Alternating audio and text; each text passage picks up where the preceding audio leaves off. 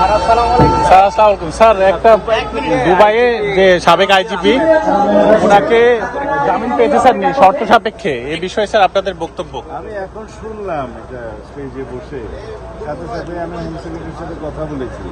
Home secretary Dubai আমাদের যে ambassador, তার সাথে কথা বলেছে। আমরা ল ফার্ম নিয়োগ করেছি কয়েকদিন আগেই, ল ফার্ম এই বিষয়টা শুধু তাকে ইনস্ট্রাকশন দেওয়া হয়েছে যেন বেড ক্যান্সেলেশনের জন্য সে পাস এটা। স্যার এখন ফেরানো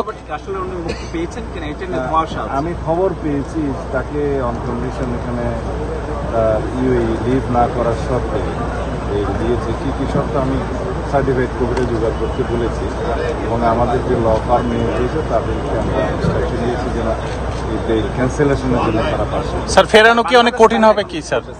পরবর্তী পদক্ষেপ তারা আইনানুগভাবে গেছে, আমরা ল ফার্ম নিয়োগ করেছি, আমাদের চেষ্টা আমরা করছি। আমরা আশা করছি এগুলো আমরা বেল ক্যান্সেল করতে পারবো এবং দ্রুত সময় তাকে তারা দিতে পারবে। Thank you.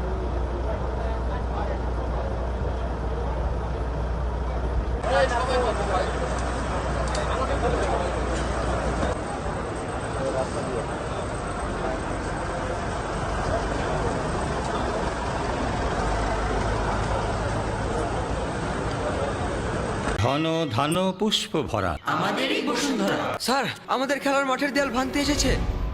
এটা আমাদের খেলার মাঠ। আমরা তো এখানে দোকান বানাবো।